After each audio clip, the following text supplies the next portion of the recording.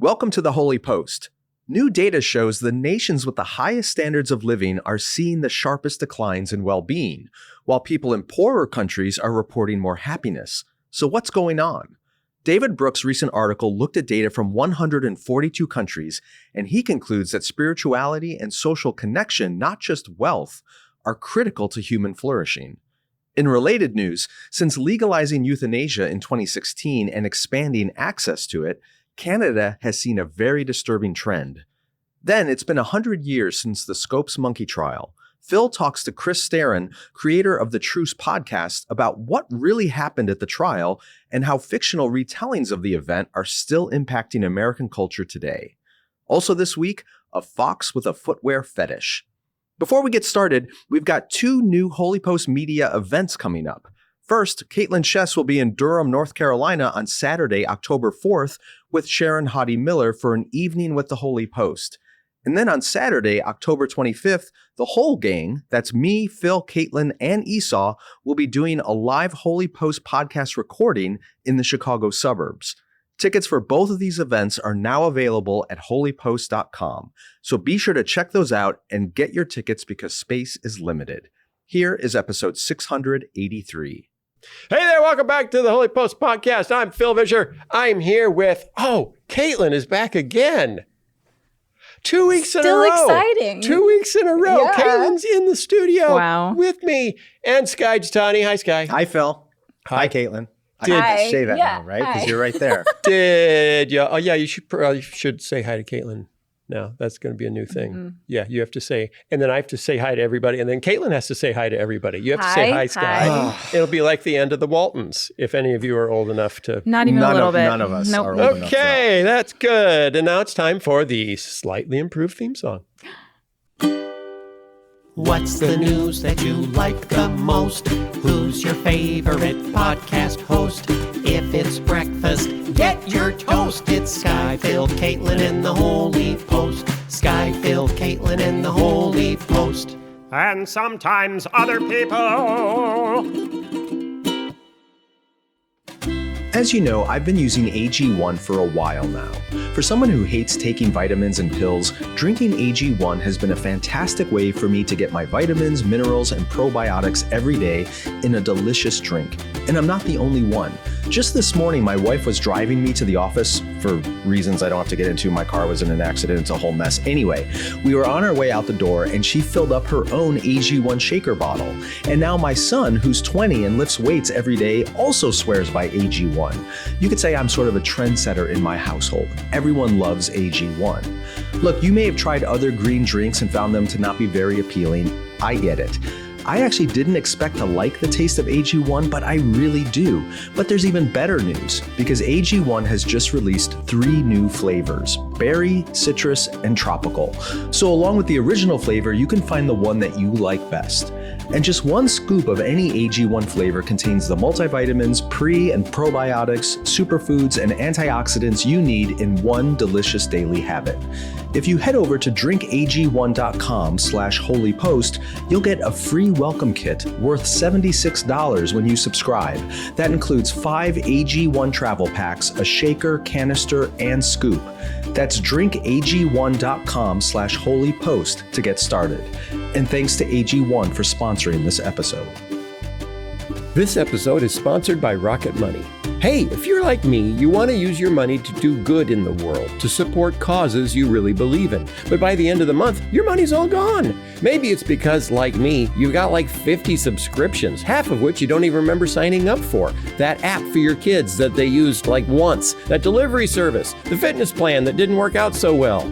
Rocket Money is a personal finance app that finds and cancels your unwanted subscriptions, monitors your spending, and helps lower your bills and free up money for the things you really care about. Rocket Money has over 5 million users and has helped save its members an average of $740 a year with over $500 million in canceled subscriptions. I can see all my subscriptions in one place, and Rocket Money will help me cancel the ones I'm not using with just a few taps. Stop wasting money on things you don't use. Cancel your unwanted subscriptions by going to rocketmoney.com/holypost. That's rocketmoney.com/holypost. rocketmoney.com rocketmoney.com/holypost. And thanks to Rocket Money for sponsoring this episode.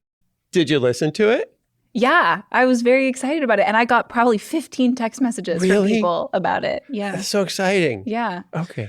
Some people thought I was going to write an entirely new theme song. Oh. I was like, no. Did you see that your No. French Friday theme song got aired on Advisory Opinions I was for told. Chris Christie? I was told that the French Friday theme was played for Chris Christie on Advisory Opinions.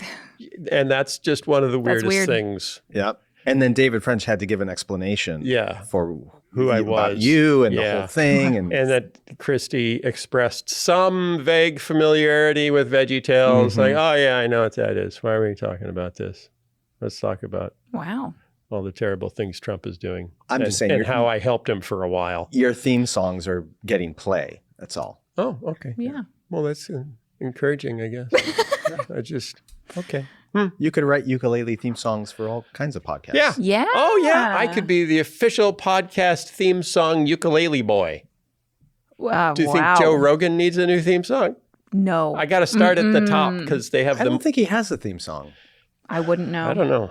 I've never listened. Have you ever listened to a Joe Rogan No, episode? I've Me only neither. watched clips on YouTube. Same. Yeah. They're so long. I don't think I've even done that. Really? Maybe tiny clips. Maybe more like Twitter clips. Can I still say Twitter? Twitter clips. Clips on Twitter. Yeah, because I'm not going to say X because that's dumb. Yeah, please I don't don't. like it and it's dumb. So I'm not going to do. I don't do dumb things because I don't. Clearly. I just. Just ukulele theme songs for podcasts. Oh, Mr. Smarty Man. Okay.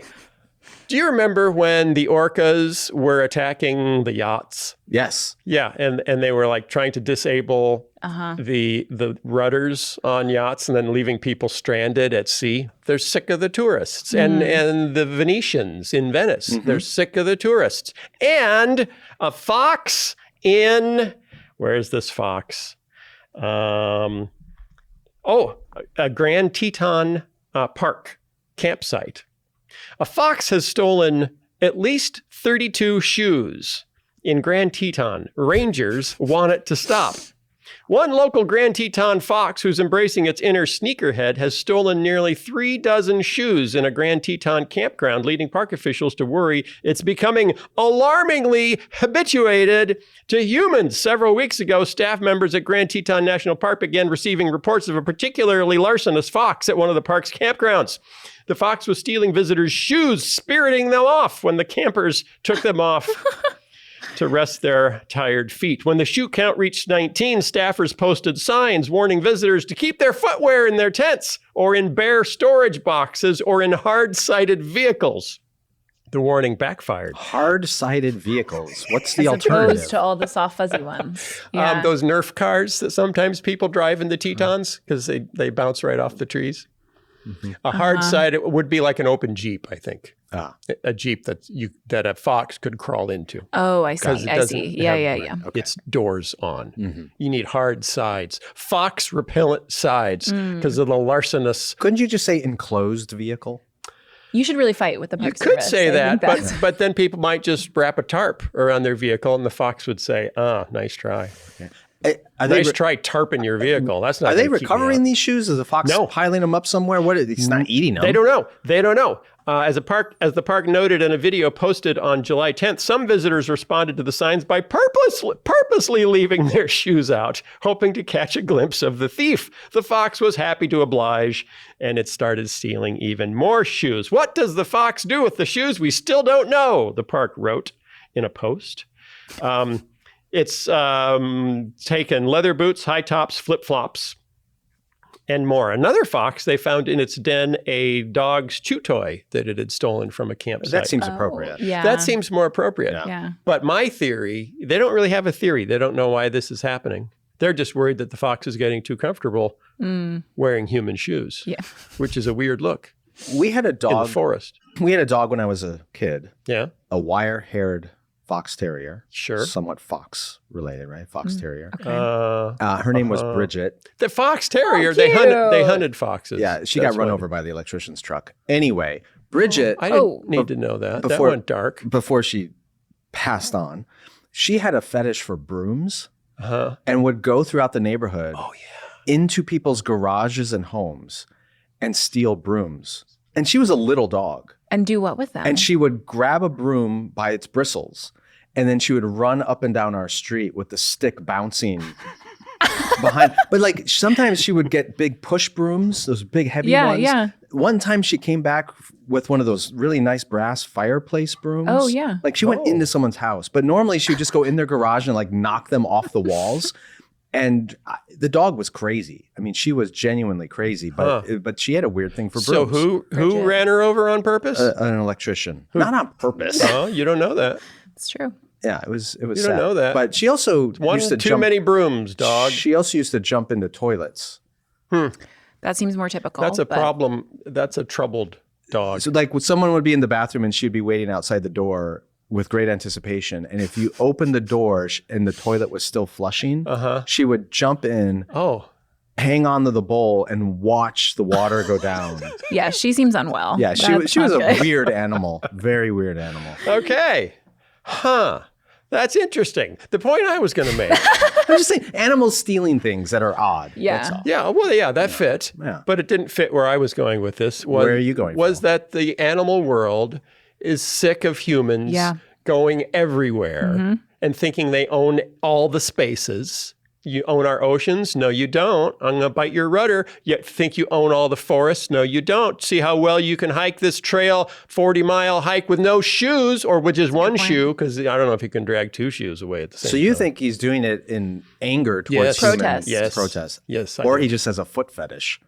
Okay. No, we, That's a likes shoe the smell fetish. of shoes. Well, yeah, maybe likes leather. Yeah. I don't think I don't think animals can have foot fetishes. Dogs Sky. chew shoes all the time because they Yeah, have they good- don't chew feet. But it's because the shoes have good smells in them. okay. Caitlin? I just think this sounds like a cartoon. It Like does sound stealing like a the cartoon. shoes sounds very Or cartoonish. even better, it sounds like a sermon illustration. Uh-oh. What's the sermon? You're looking at me. Well, A thief comes in the night ooh. to steal your shoes, like a thief in the night. Ooh. So Jesus is going to Steal our shoes. What? Two people were walking up a hill, and suddenly one of their shoes was gone. What was it John the Baptist said about Jesus? I'm unfit to... Oh, to tie his Untie sandals. Sandals, yes. Keep going. I think I've talked myself into a corner. Make the leap.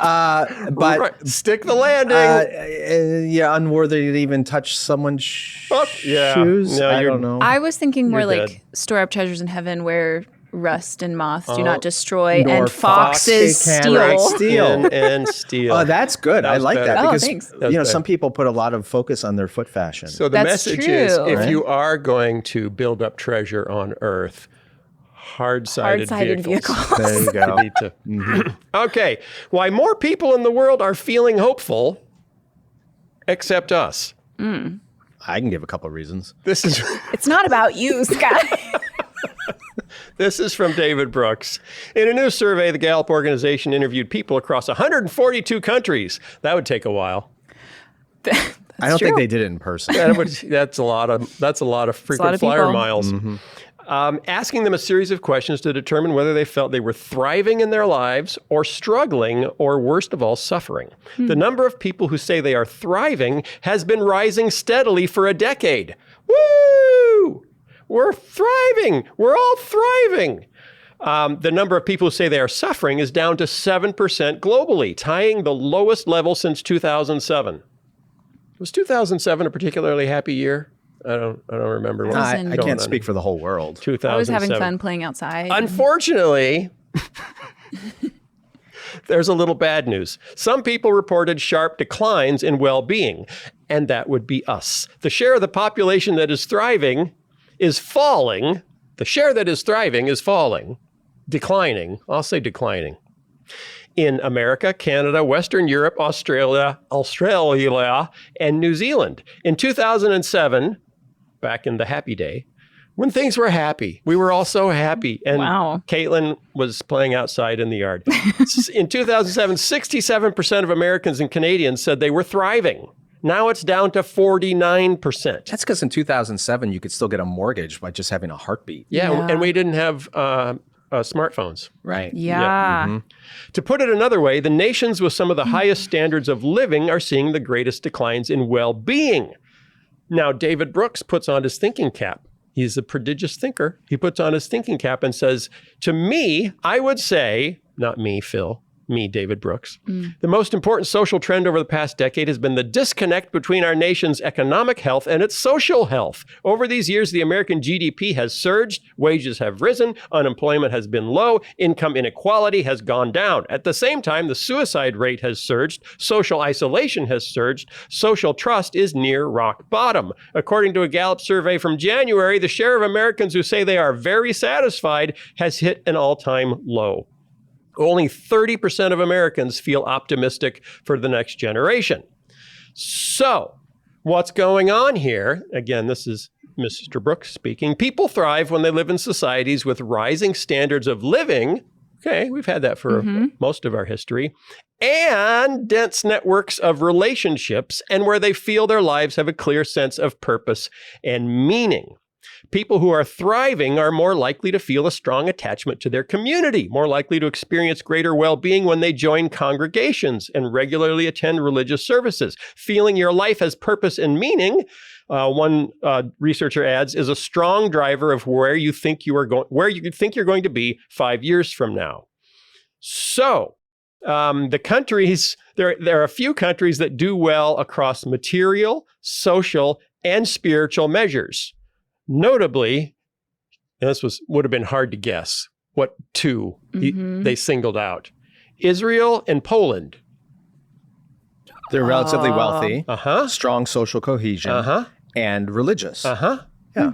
Although Israel's much more secular than people realize. Yeah, but I think if it's about like community and sense of purpose and tradition, yes, yes, a lot of countries score well materially, but the people who live in them are less likely to have a sense of clear purpose and meaning, like Japan and the Scandinavian nations. Oh, Norway's going to be mad. Other countries don't do as well economically, but do very well socially and spiritually, like Indonesia, Mexico, and the Philippines. So the nations that are doing well in that the Gallup survey, the Thriving survey, are those that are experiencing rising living standards while preserving their traditional social arrangements and value systems. And here we have the conflict. We in the West have aggressively embraced values that, when taken to excess, are poisonous to our well-being. We've adopted values that are more secular, more individualistic, and more oriented around self-expression than the values that prevail in the Eastern Orthodox European countries, such as Serbia, or the Confucian countries like South Korea, or the mostly Catholic Latin American countries like Mexico. So the more we become secularized and atomized and individualized, even as our standard of living goes up, our quality of life goes down. And that's a problem. There's a conflict there. Yes. Because we like the idea that no one should feel like they have to conform, to societal norms or to a religion. We don't want, everyone should be able to do their own thing. But when we all do our own thing, we lose any sense of social cohesion and then a sense of purpose. Right.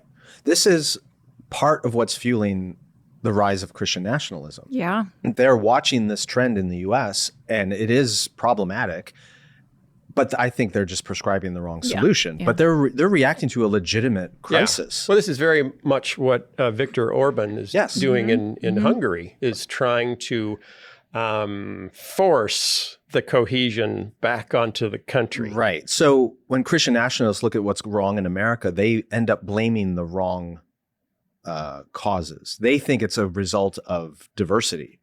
We have too many people from non-Christian faiths in this country, too many people from non-European cultural backgrounds, and we've allowed progressive ideas to have too much freedom in American culture. And if we just get rid of all that diversity, then we'd be more cohesive, we'd be happier, we'd be more spiritual, all that. So I think they're kind of scapegoating the wrong people for this problem. Well, who are the right people to scapegoat? That's easy. It's Mark Zuckerberg and all the other people running social media.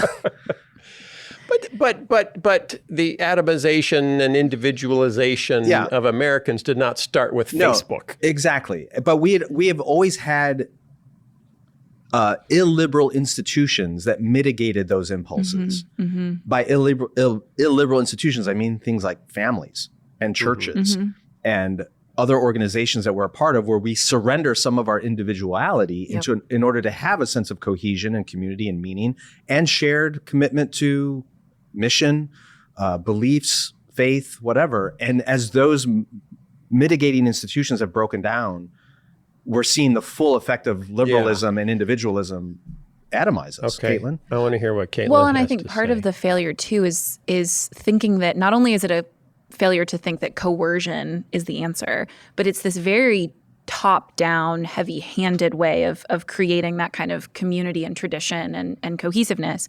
What they're missing is that it's a lot of those immigrant communities that have that, that have this like sense of where they come from, this sense that like you don't live. I mean, I've been thinking about this living alone for the last 5 years. Like it is a new thing in human history for one person to live by themselves for any reason. Like they're coming, most of my neighbors, mostly immigrants, mostly from Muslim majority countries, tons of people living in one house, partially a result of economic reasons, but also just the expectation that you live together, you cook meals together.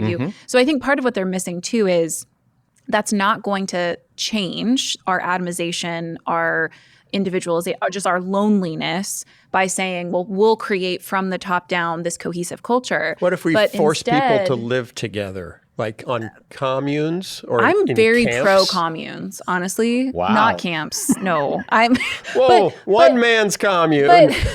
But they don't recognize that smaller local examples of this will actually thrive more than you trying to, from the top down, say this is how people should live. But even, I mean, the number of churches I know that are trying to figure out alternative living arrangements for people to say, like, a lot of you are living alone and you're very lonely. And studies that we've talked about previously on the podcast, you're not getting married very young, you're not having kids very young. What could we do to say you still build a life together that has a shared sense of tradition and value and meaning? It's not always ethnic or national. It's often based on your faith or based on the neighborhood that you live in or based on values that you share. But how do we cultivate that kind of community that doesn't leave you so isolated? Right. But I mean, the problem here is we've believed a narrative which is untrue. The narrative we've believed is that a satisfying life happens when you throw off boundaries and barriers. Yes. And yet what history teaches us, what scripture teaches us, what most religious traditions and cultures teach us is that the most meaningful life is defined by the boundaries. But how do you put back on boundaries and barriers without coercing? I think you model a life of commitment to boundaries and barriers that is meaningful and good. So But all I see on TV are dating shows. Exactly. That's part of it. It is a cultural message that we have cultivated for a long, long time, partly because there's a real economic interest behind it. An autonomous person who makes a lot of money can fuel the economy more than somebody who limits their productivity because they commit themselves to things like marriage and children and church and communities. They have less economic impact because they're committed to other things that don't generate revenue.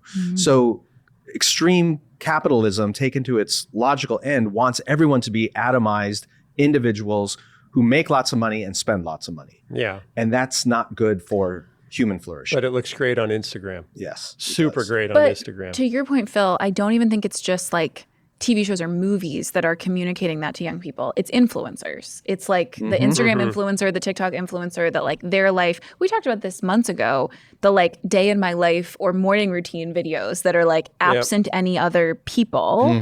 But this is where, I mean, not just the church, but other places could provide a lived example of something that looks really different. And I've seen in my church in Durham, young people show up and be very uncomfortable sometimes and surprised by how quickly there are obligations placed upon them.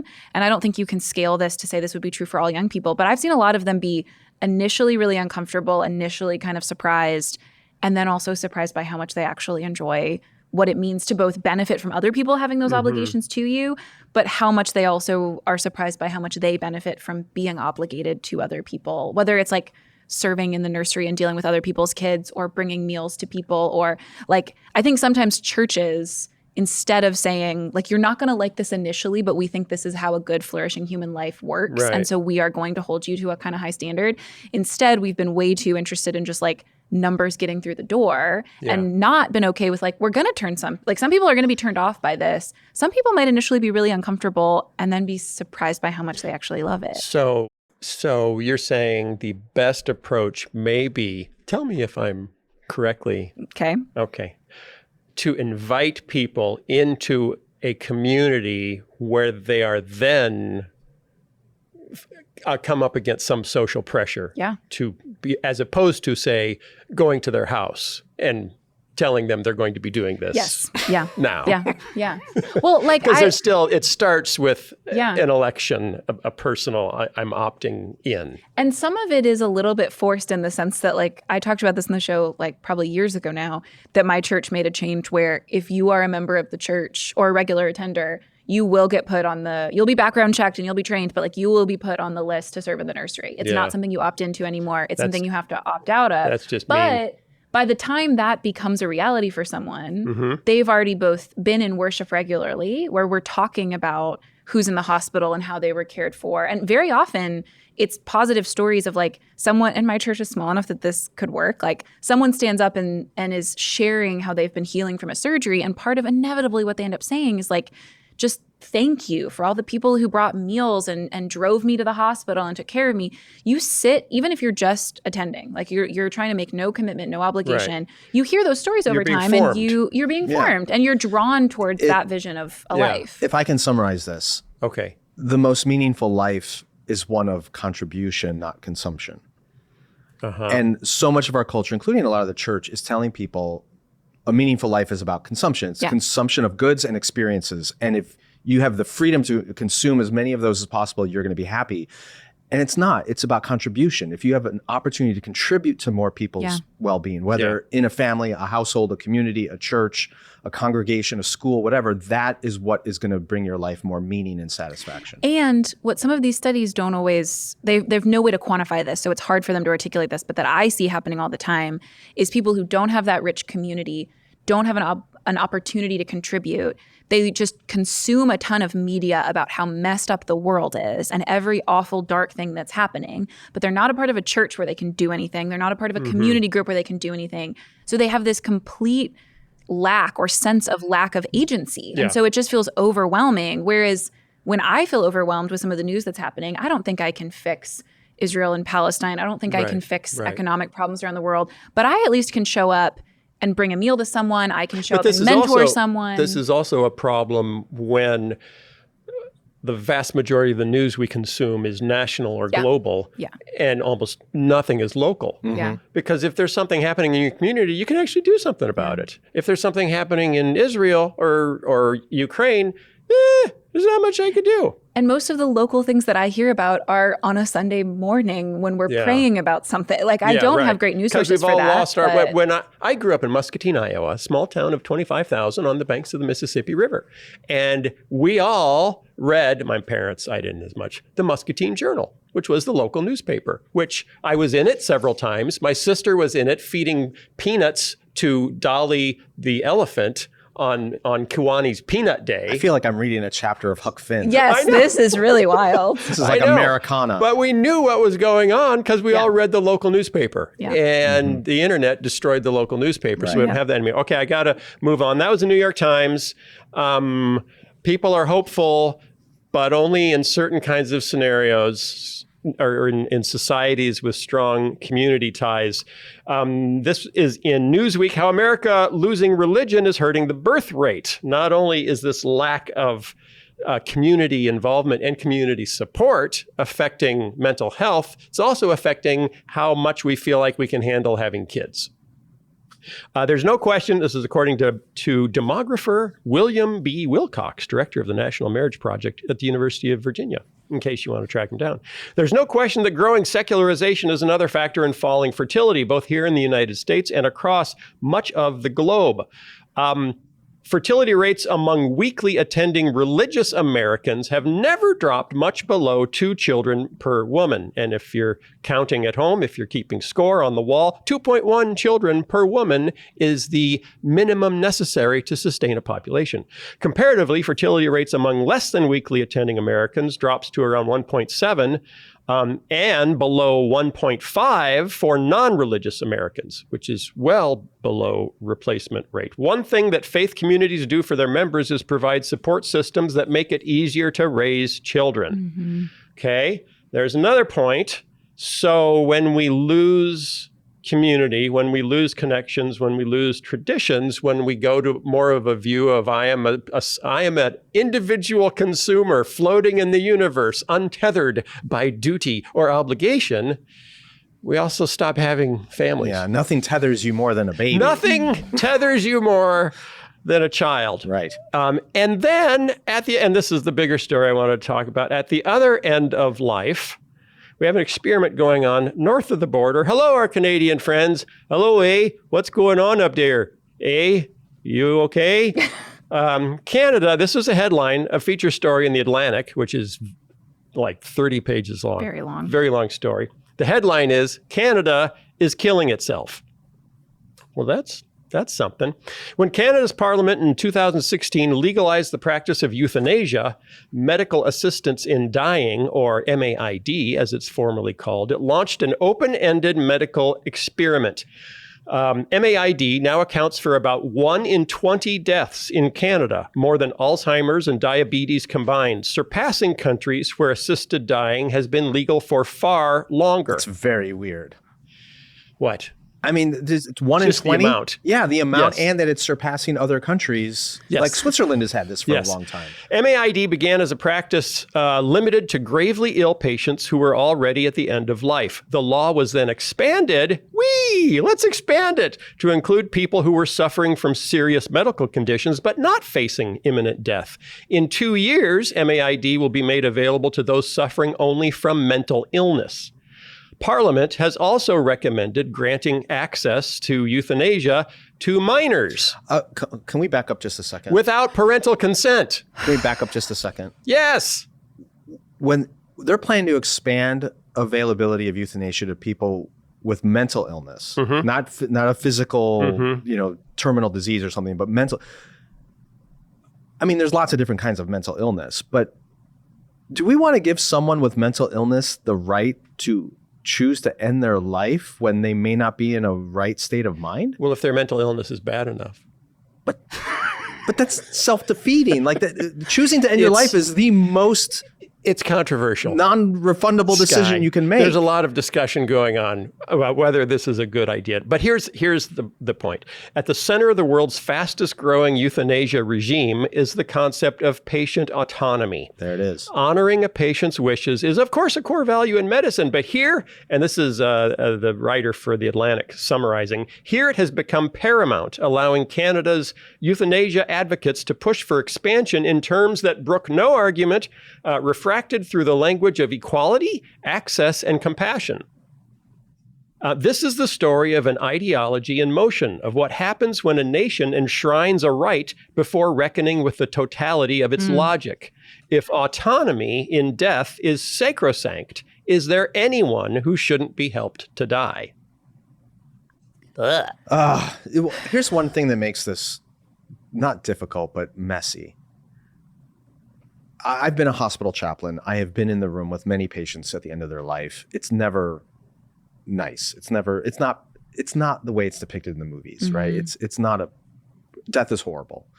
And there's a natural and even Christian instinct towards mercy and compassion and an end of suffering that you see those as virtuous good things. I get where that's coming from. But this kind of illustrates why even when something is a Christian virtue, there are boundaries put on it. Yeah.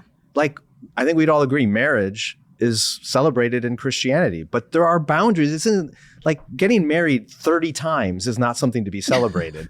Neither is polygamy. which would be multiple. Like marriage That's is good. the ultimate marriage.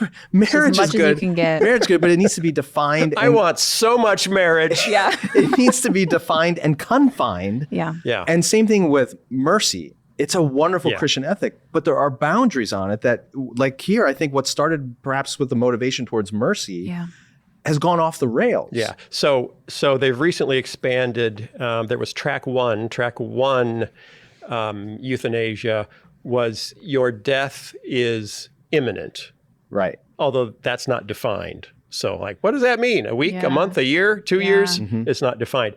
Track two, which was just a few years ago, they legalized, is simply your suffering is more than you can bear. And there's no cure for your suffering that is acceptable to you. So even if there is a treatment for what you're suffering from, if you don't want to participate in that treatment, you're deemed as eligible for euthanasia. And that separates this policy from some of the European policies where you have to have exhausted every available treatment before you can get approved for euthanasia. So a lot of the practitioners who were comfortable with the track one euthanasia, he's going to die, I'm just helping him, are uncomfortable with the track two euthanasia, but they interviewed one, and I thought this interview was really telling.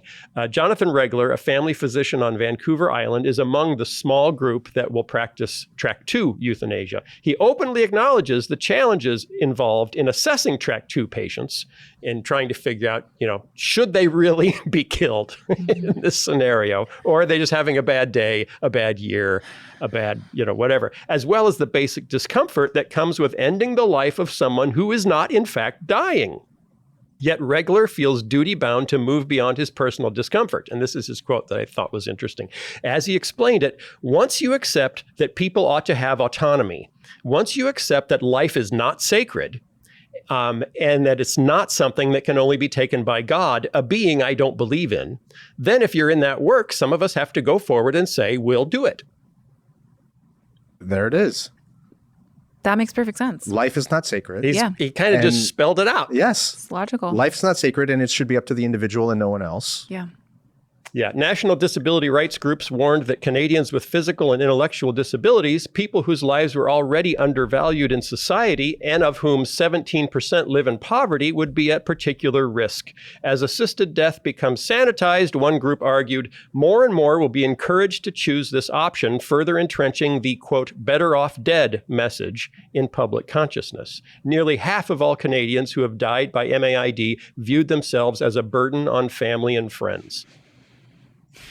The Quebec College of Physicians has raised the possibility of legalizing euthanasia for infants born with severe malformations, a rare practice currently legal only in the Netherlands, the first country to adopt it since Nazi Germany did in 1939. Is that a group you really want to be connected with? Well, they also were snappy dressers, so you can't say, I'm a snappy dresser. That doesn't. Yeah, but if they're mean the only snappy You can't say dressers, that, no. if the only other person in your category is Nazi Germany, that's probably a problem. Euthanasia for mental illness is now set to take effect in 2027.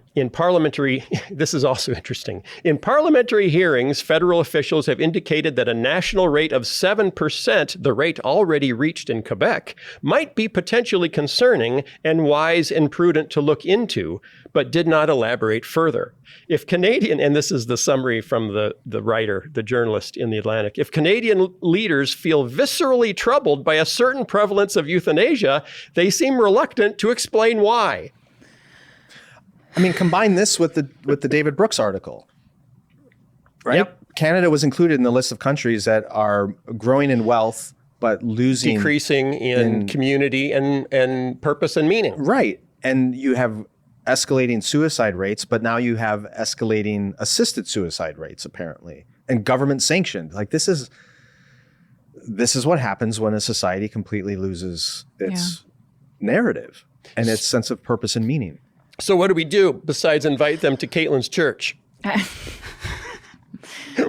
need to work in the nursery. Yeah. Work in the nursery. What's really hard about the line that you read, Phil, is it is completely logical. Like, yes, it is true. And it's not even just, I mean, the line about life is not sacred and it is not something that can only be taken by God, that's frightening. But he's also right even before that. You don't even have to agree with him on that.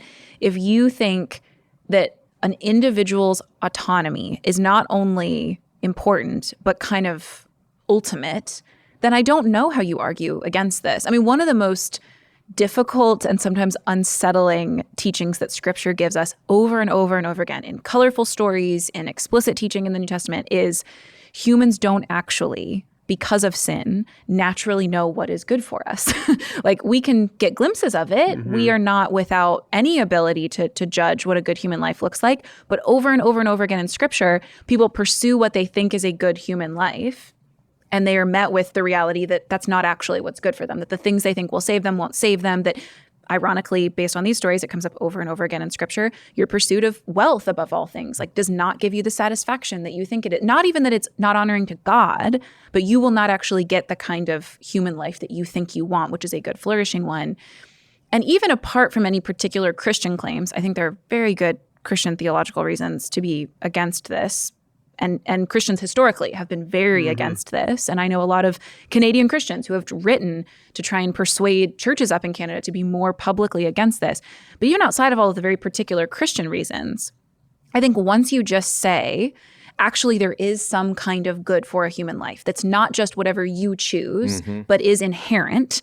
There is good human life and bad human life. And we see this with animals. Like, it's somehow weirdly easier for us to say, like, that dolphin that has like a plastic drink container around its mouth is not flourishing. That's not a good dolphin life. This is a better dolphin life. Somehow we find it really hard to say that about humans, that we can objectively say this is a good human life and this is not a good human life. But does it, I mean, at the end of the 19th century, we were saying that white Christian Europeans were saying that about people everywhere else in the world. In Africa, that is not a good human life. That is not a good civilization. We know what a good human life is, so we will go and teach you or force you to.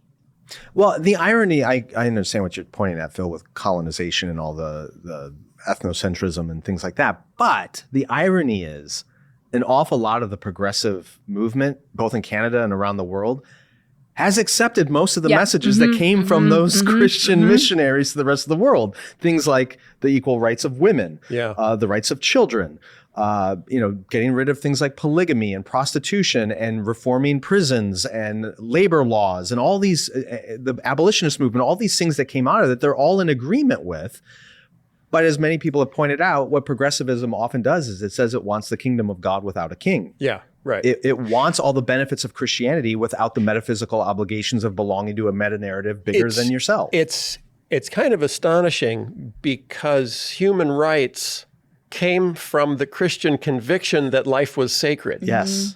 And here we have a doctor saying, well, now that we know life isn't sacred, we have to hold up human rights, which is autonomy. Right. And that's all we've got left. This is what I mean by taking good Christian virtues, but untethering them from the boundaries but the question is why, that God puts on them. Why even hold up autonomy? Right. What's the if anchoring? Life isn't sacred, why do you even care what they want? Because they think it's self-evident. But that's your point about colonization, Phil, is so important. Along those same lines, what was so often happening was not a belief that God has revealed to us how humans should live with an appropriate humility that I am one of those fallen, sinful humans that can't always tell.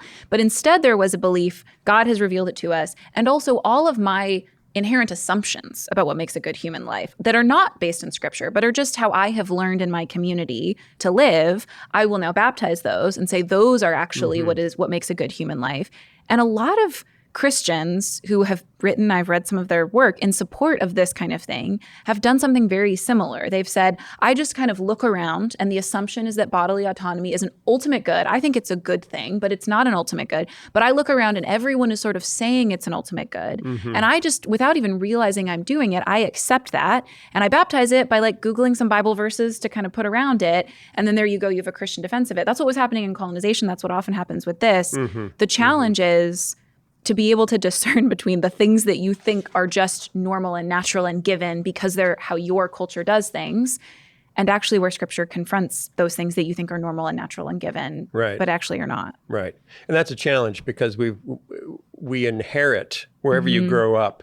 And if you grow up in the Christian church, wherever you grew up, you're inheriting a mix of biblical Christianity and your own culture. Yeah, and you can't help it. How people have woven them together over the years in your context. And, and that's ideally, in a perfect world, that's what deconstruction is, when you start to unravel the threads of what's cultural and what's biblical. Okay, I'm going to give Sky the last word. How do we help? I usually give Caitlin the last word because it's usually friendlier. I don't know how to help Canada necessarily, but humanity. I think the bigger message from all these stories is that we are beings who are created to thrive with a sense of purpose and meaning, that we individually and collectively have value because our Creator has made us with value.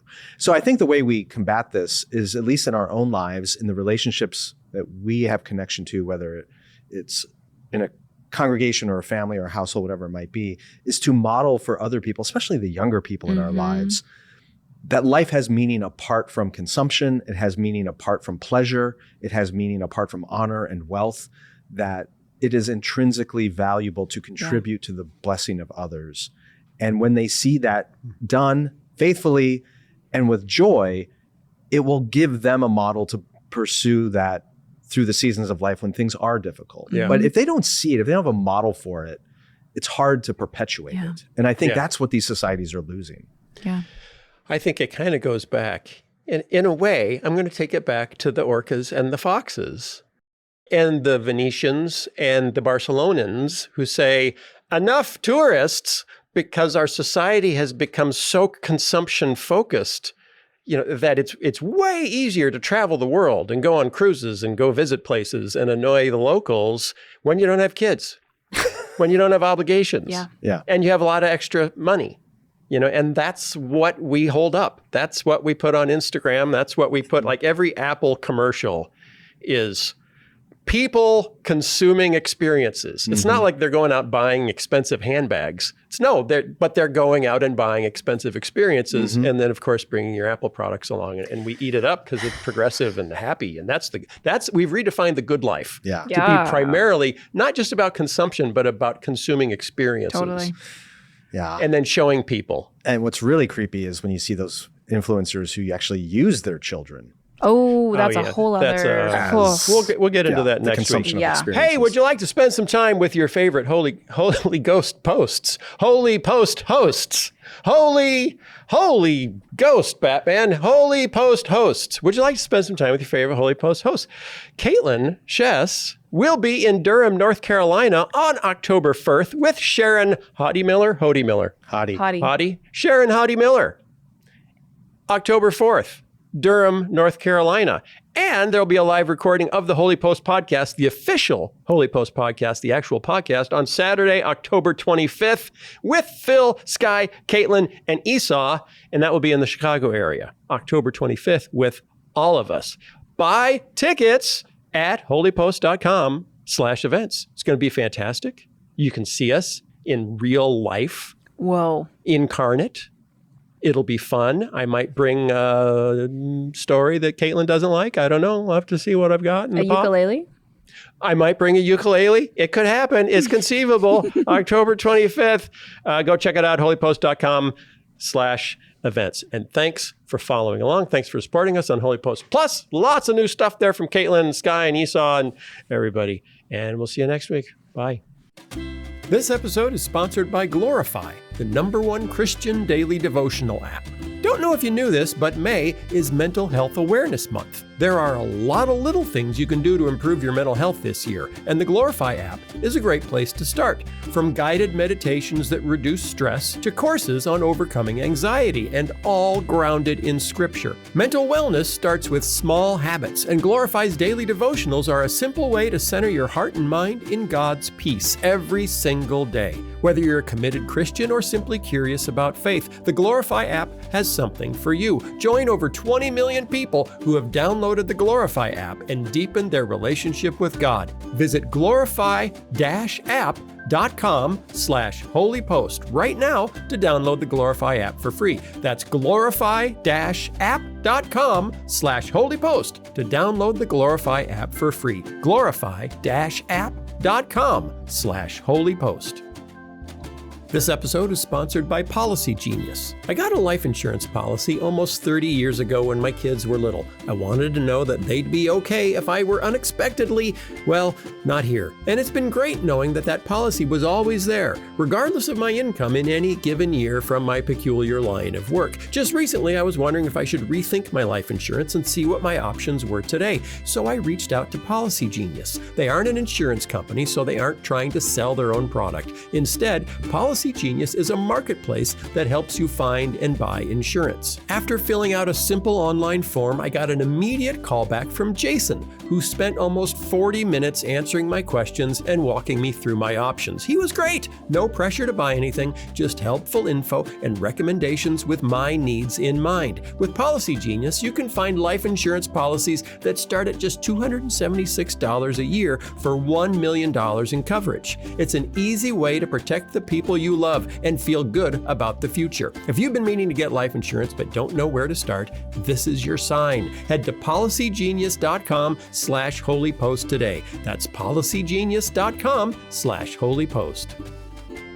This episode is sponsored in part by World Relief, the Christian humanitarian organization we trust to boldly engage the world's greatest crises in partnership with the church. Many of you have compassionate hearts toward the 120 million men, women, and children who've been forced to flee their homes. But I wonder, how much do we really know about mass displacement and its impact on families and children? I'd like to invite you to test your knowledge with a short quiz from World Relief at worldrelief.org/holypost. Along with the quiz, you'll have an opportunity to grow in your understanding of refugee resettlement with World Relief's free Intro to Resettlement e-learning course. A short, self-paced resource with a ton of great information about the global context of resettlement, the process of resettlement within the U.S., and the role of organizations like World Relief. If you feel the weight and urgency of the displacement crisis or just want to learn more, then take the quiz today and get your free e-learning course too.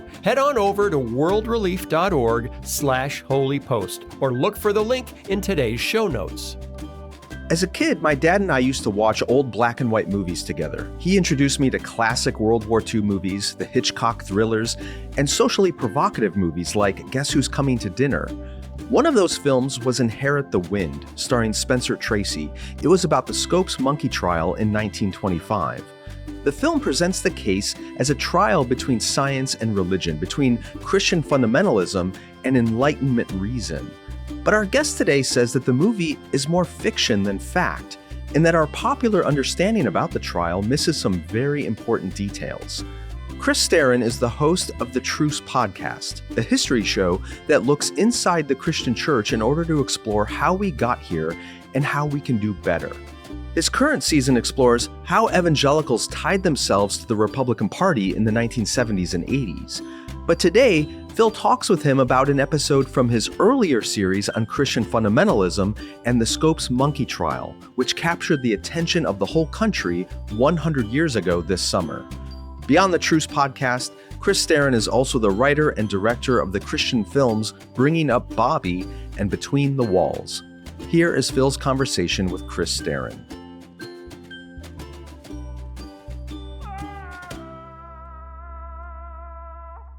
I am here with Chris Staron. Staron. Like you're staring at something. Yep. Like I'm staring at something. Yep. That's good. Staron. That's good. And what's the ethnic background of Staron? It is supposedly Slavic of some sort, but I like to tell people we come from all the conquered peoples. That's basically who we are. Wow. Okay. So you can play the victim card in almost any room. In any room. Try and beat me.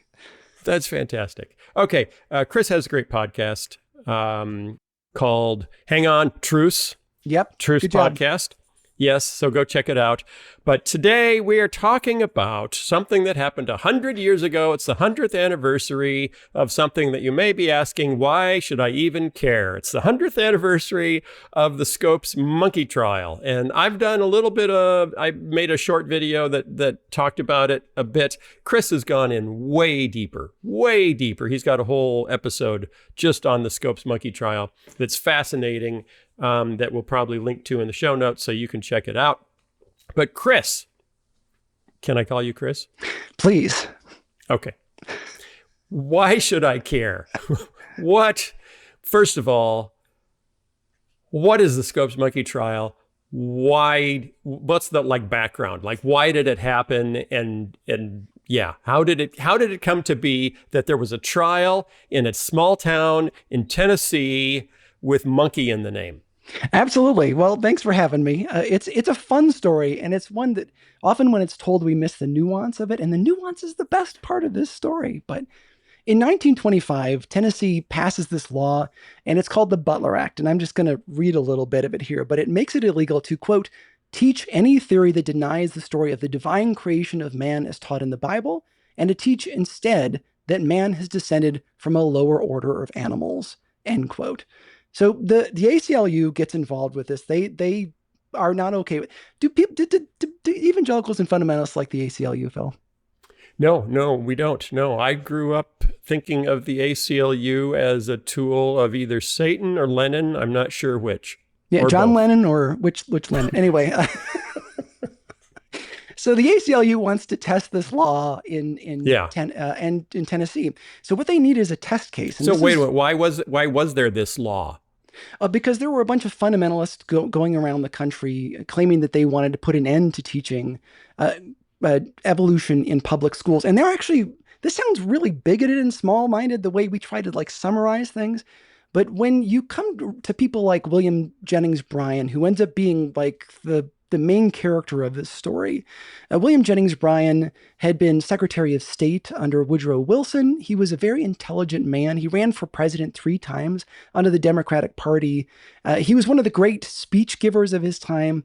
And I don't want to lift him up too much. Who would you compare him to in recent history in the last 30 years? Is there a good comparison? I don't know if you can. That didn't become president? Because Obama, as a speech giver, as right. an orator, as very an gifted. Inspirer, but he actually became president. You could probably draw comparisons to him and Hubert Humphrey, but then I'd have to explain who Hubert Humphrey was. So I don't know if the analogy helps at all. We don't have a good analogy.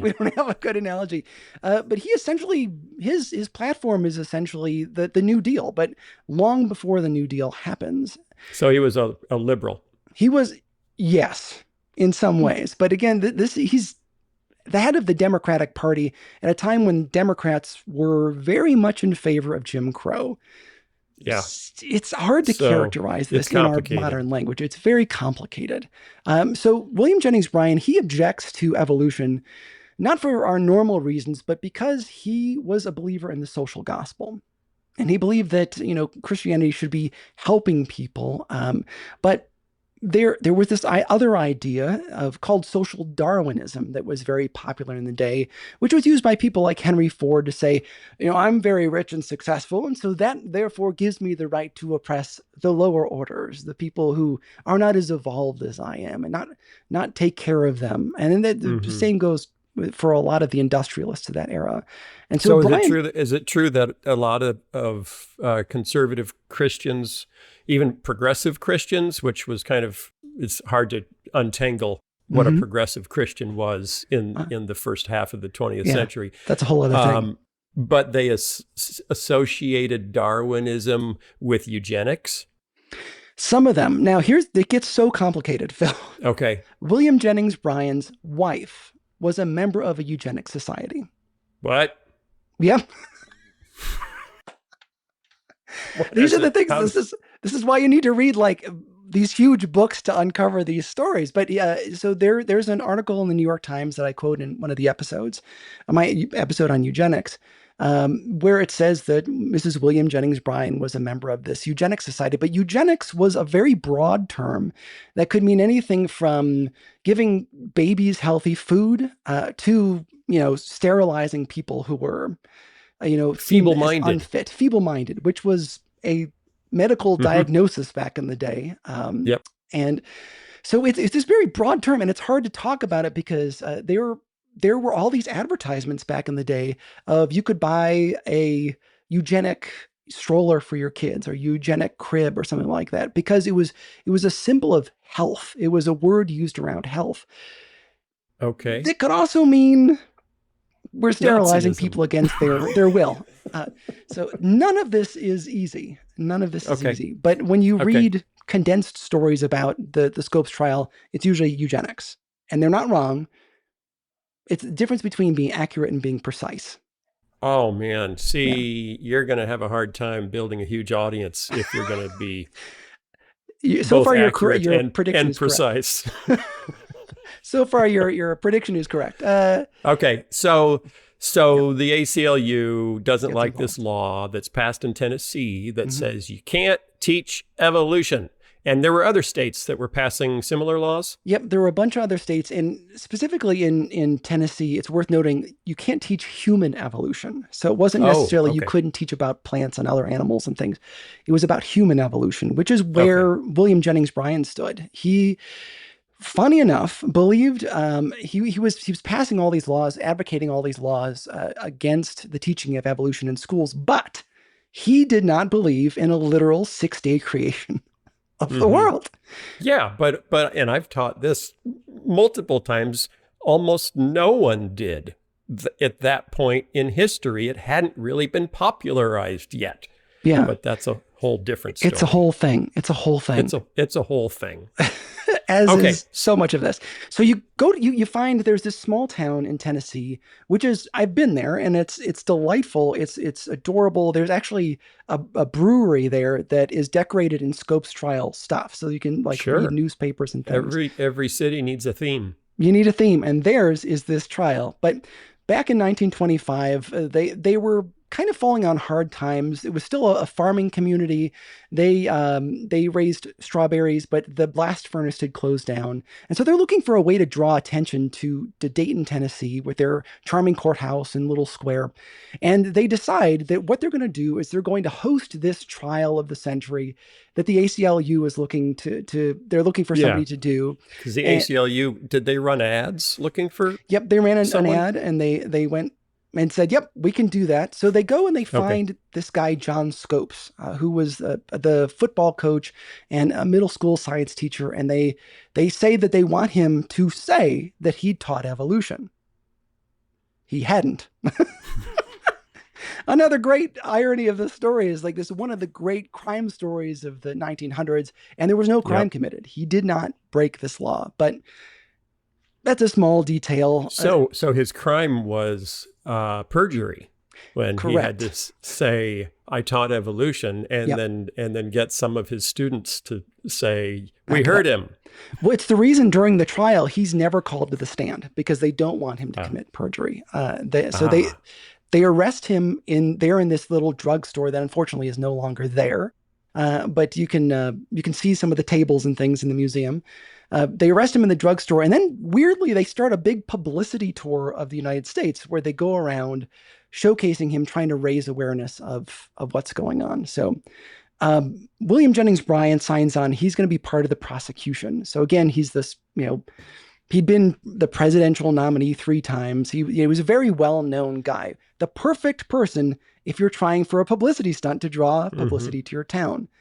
But on the defense, there's this other character who is also very, very famous in his time, named Clarence Darrow. And funny enough, the ACLU didn't invite him to be the lawyer for John Scopes.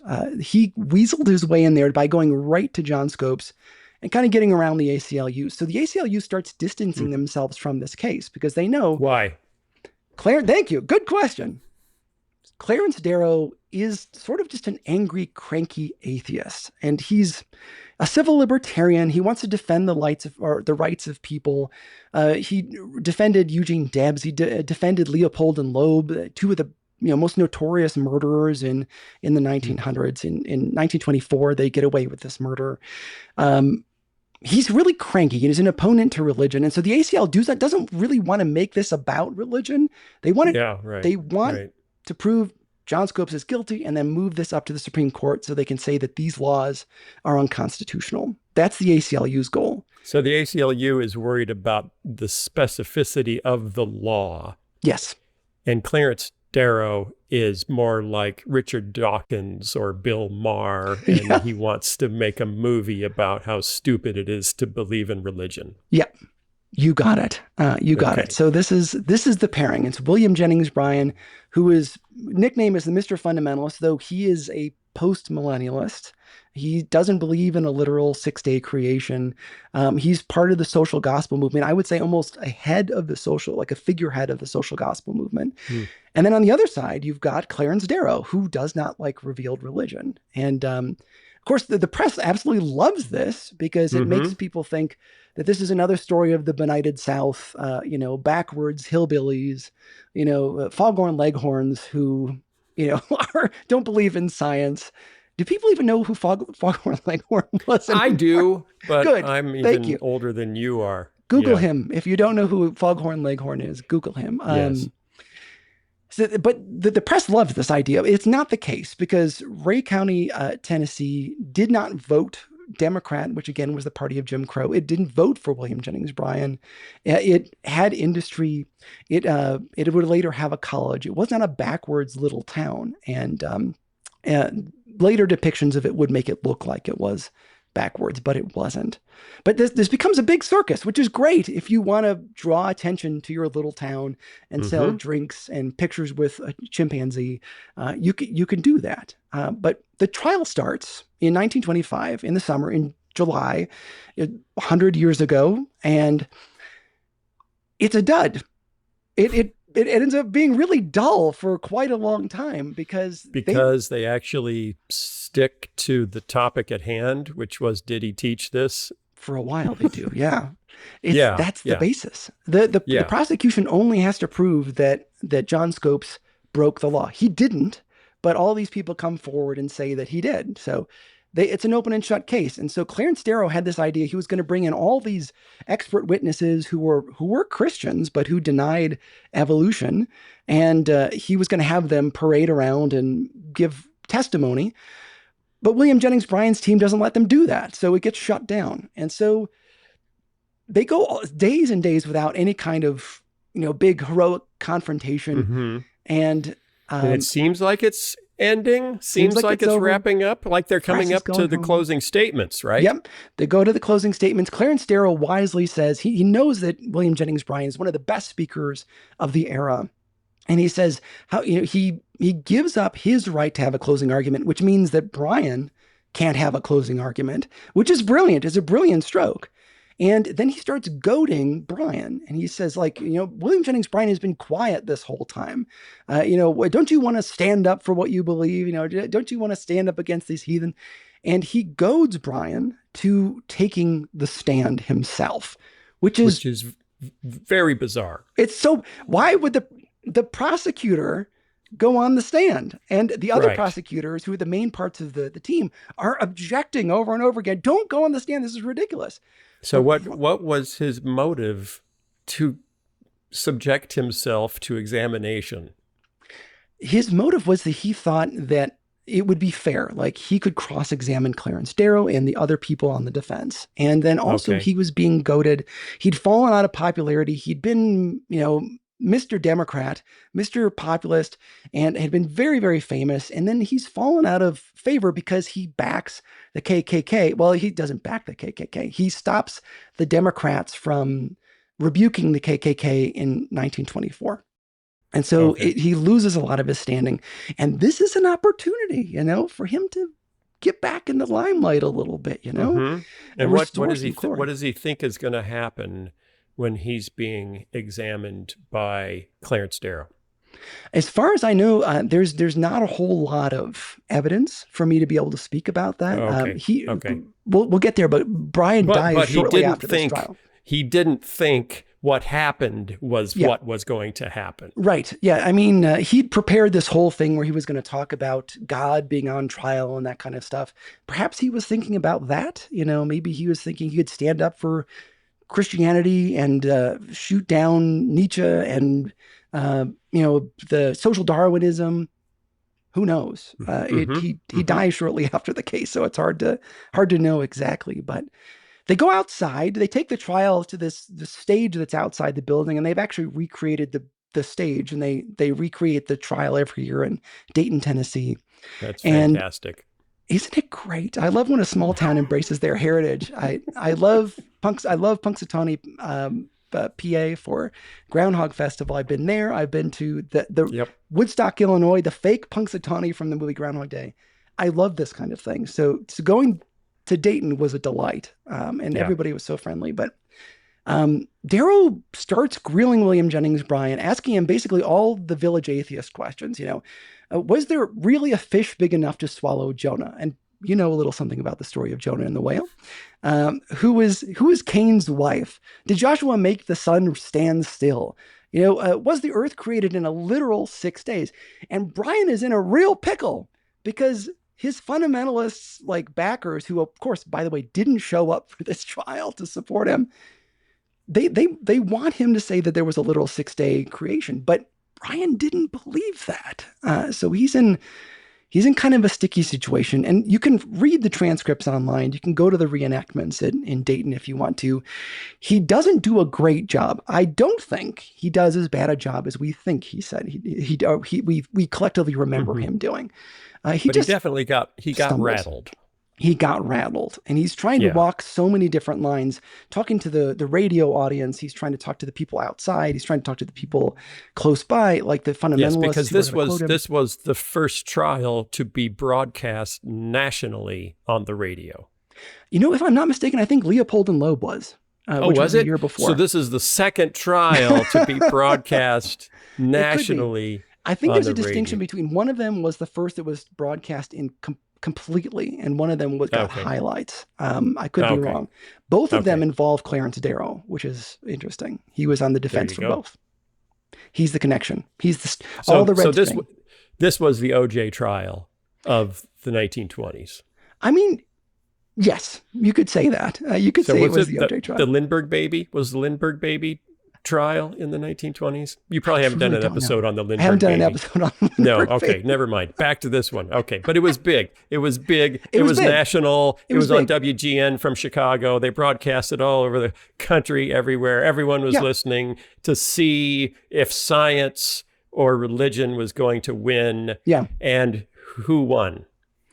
Well, at the time, if you look at records from the era, newspaper articles, magazines, because this was covered even in the farming journals covered this, they don't pick a winner, which is really fascinating because our collective memory is that this thing, was a disaster and it ended fundamentalism as we know it. And, Christians were ashamed everywhere. But in the moment, people say basically, who wouldn't have looked silly with Clarence Darrow examining them, So there's a lot of grace given to William Jennings Bryan. But I think where we're going is the why. Why do we remember this so differently than how it happened? So Bryan didn't necessarily look fantastic, but he didn't look terrible. No. Darrow might have looked a little bit condescending, a little bit mean-spirited. So why does it matter? Well, it matters kind of a lot because I think this speaks a lot to how we remember history and how art and the retelling of things can shape what we carry with us through life. These founding myths that we have are so heavy and prevalent, and we drag them through life with us, being like, our people were, embarrassed during the Scopes trial. Well, not really. I mean, one guy was embarrassed during the Scopes trial, and he didn't even really believe all the stuff that you think he believed, But there are a few different things that shape our memory of this. One of them is this journalist named H.L. Mencken, who is from Baltimore. a real cranky son of a gun. I don't know how else to put it. He wrote this about William Jennings Bryan. He seemed only a poor clod like those around him, deluded by a childish theology, full of an almost pathological hatred of all learning, all human dignity, all beauty, all fine and noble things. He was a peasant come home to the barnyard. Pretty close-minded idea. That's sweet. Yeah, very nice. And then there's this book called Only Yesterday, which was published during the Depression, that made people look back on a rosier era, on the Roaring '20s. And it said essentially that Bryan lost and was made a fool of, and that fundamentalist religion was on the decline. And then there was the hit Broadway play Inherit the Wind, which came out. It was about. Was that related to the book? Did they use the book as their source, or did they just wing it? I didn't know that there was. You mean a book? Was there a book called Inherit the Wind before? Well, no. I mean the one that you said that came out in the '30s, looking back to a simpler era. Do you? I mean, where did they get the idea to paint it that it was a disaster for? I can read some of it to you if you want. Okay. Darrow declared that his purpose in examining Bryan was to, quote, show up fundamentalism, to prevent bigots and ignoramuses from controlling the educational system of the United States, end quote. And Bryan jumped up, his face purple, and shook his fist at Darrow, crying, to protect the word of God against the greatest atheist and agnostic in the United States. And then another quote, theoretically, fundamentalism had won, for the law stood. Yet fundamentalism had lost. Legislators might go on passing anti-evolution laws, and in the hinterlands, the pious might still keep their religion locked in a science-proof compartment of their minds. But civilized opinion everywhere had regarded the Dayton trial with amusement and amazement. I read that backwards. Amazement and amusement. And the slow drift away from fundamental certainty continued. And who are you quoting there? That's Only Yesterday. Okay, so that's the book in the 1930s. The book in the 1930s. And then you get in the 1950s. I know the timeline's a little fuzzy, but you get Inherit the Wind, which was a play that was actually about McCarthyism, but it is set in a town that is suspiciously like Dayton, Tennessee, and it is suspiciously like, Clarence Darrow and William Jennings Bryan. And in that, they make the Bryan character look like a fool. They make the town look like another sort of foghorn, leghorn, backwards hillbilly town, which it wasn't. And they get just a ton of stuff wrong. And it changes our perception of this event. And it becomes a big movie starring Spencer Tracy. And there would be a remake years later. And it shapes this idea from being kind of a draw, this case, to now being a big loss for fundamentalists. Okay.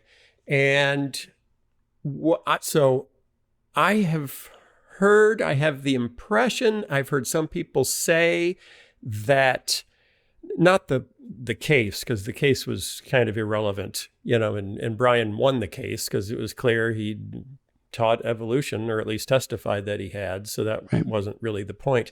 But that the mockery that he was held up to, both by Darrow and by the coastal press, Mencken being a leading champion of let's make fun of conservative Christians, that led to conservative Christians withdrawing from culture or going into more of a subculture position, a defensive position. They don't like us. We're not welcome in the, even in progressive academia. And so we're going to launch our own colleges, launch our own publishing houses. That all of that was because Mencken made fun of Bryan. Yeah. Well, a lot accurate, of that maybe oversimplified. Well, it's hard. It's a complicated subject, but a lot of that infrastructure was in place well before the Scopes trial. So you do see this reduction of fundamentalism in the public square. It doesn't disappear. It's just not sort of in secular society as much. It's just like you said, it's in the universities, it's in their schools. They've got their own publications, their own books. They don't really need society. So you start to see this decline. And there's this sort of myth around that fundamentalism makes a resurgence back in the 70s, and it was dead from the 1925 to the 1970s. Not true. Not true. It just went underground, and it didn't need secular society anymore. Right, right. Okay, so what impact do you think the trial really had? Should we care about the trial? Should we not care? Is it a red herring for that we're just using as a story device, or what did it change? What did it change? It did help nudge, fundamentalists to go underground a little bit. But really what it did was it created a story that we could make fit whatever we needed it to fit. It could be this terrible story of these atheists who were coming after Christianity, or it could be about those yokels who, want to hold on to their or their creationism. Right. We can use it to fit whatever we want. I don't particularly think that is a great way to live a life. I don't think we need to drag these things behind us for the rest of our lives. Instead, for me, it's an exciting reason to look deeper into a story that you think you know. Because so often in history, when we look at something, you dig just a little bit and you're like, this isn't at all what I thought it was. Like, popular myth is just rarely true. But that doesn't sell. It doesn't sell things. And certainly not going to make you make a trip to Dayton, Tennessee to buy a T-shirt. That's true. It didn't change anything. Right. I should have gotten a T-shirt. You're right. Yeah. But so much of the Bible is about forgiveness and restoration and restoring people who have fallen, restoring people, or loving people who hate us, blessing those who curse us, pray for those who don't like us, all the good things that Jesus says. So much of the Bible is like that. But if we create all these stories and we surround ourselves with stories about how Christianity has been the victim of something, or else really how these mega pastors have fallen from grace, and we build this story that we are, Christianity is under attack, or that, the Christian culture that I know is falling apart. It allows us to hate somebody, to not follow Jesus's commands. And I think that that's a really dangerous thing for us as Christians to do, because some of the clearest verses in the Bible are about what you do with your enemies. And it's all about loving them. And that's unfortunately really hard to do.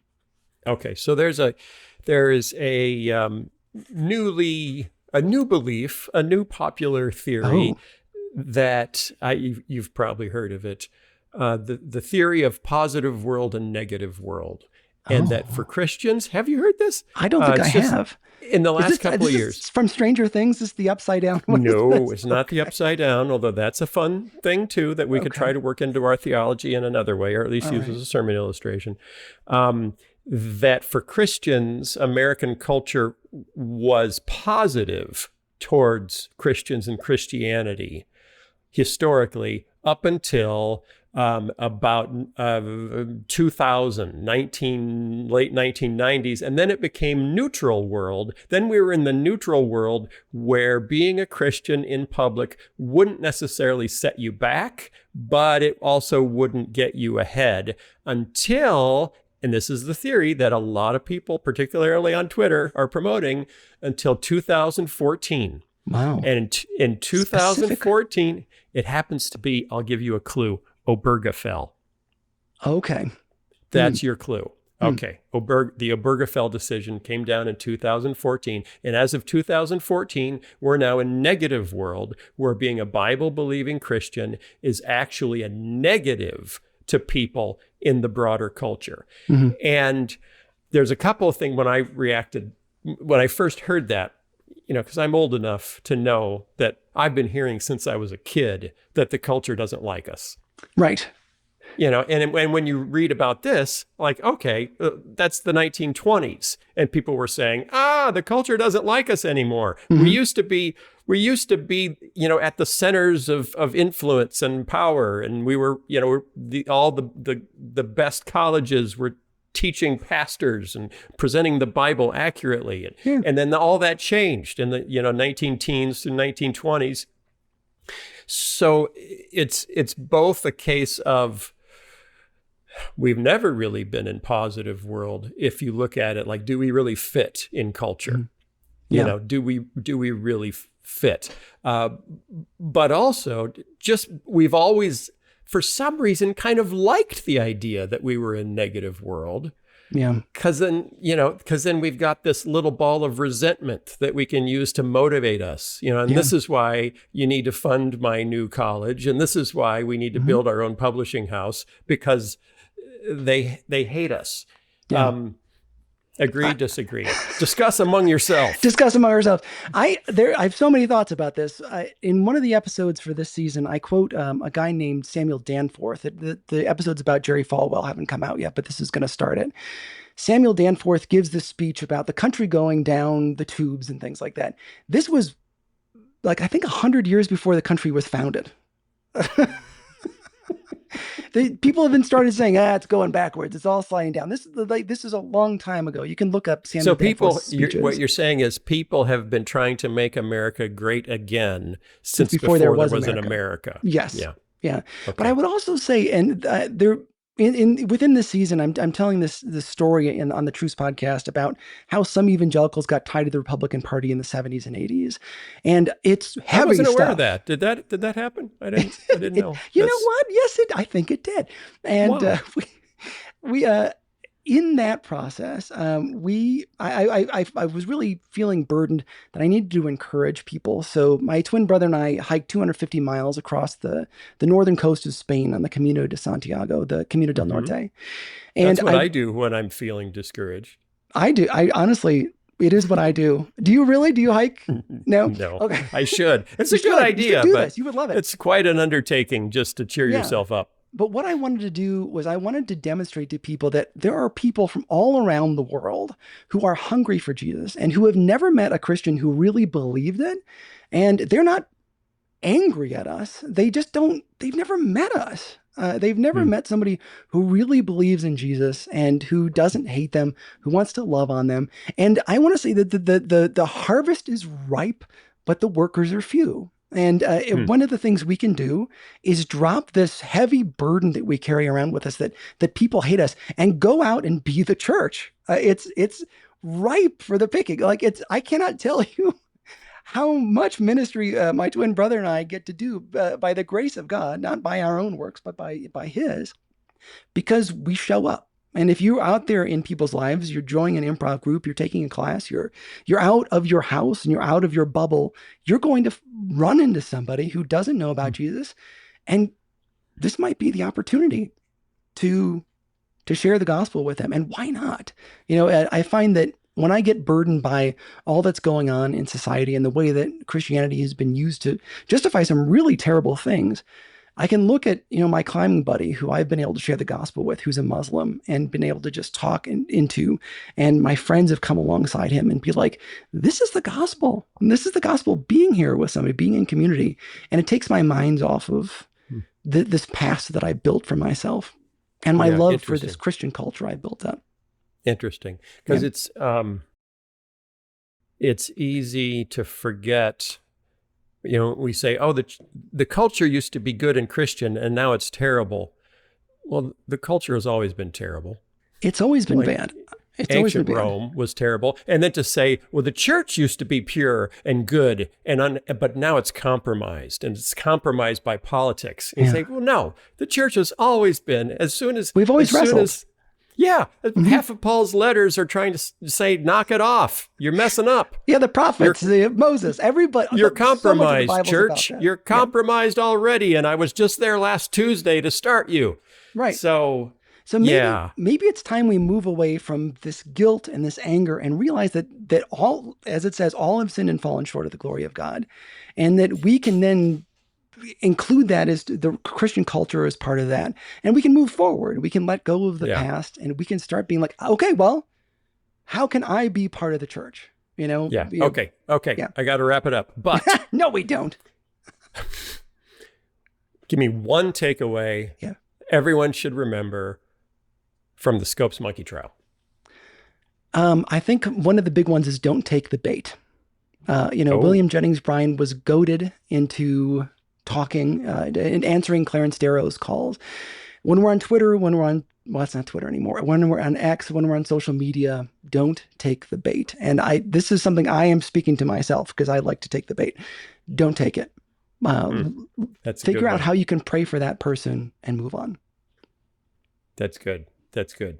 Okay, Chris Staron has a podcast. It's called Truce. You need to go check it out. Listen to the episode about the Scopes monkey trial if you're interested. But this whole season is really good. Season, like listen to this whole season because it's.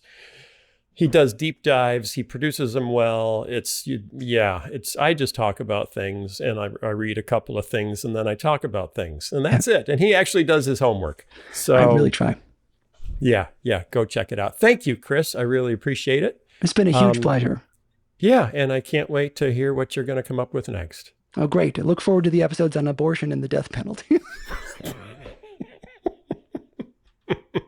Hey, everybody, like and subscribe so we can make more videos like this and more people can find them.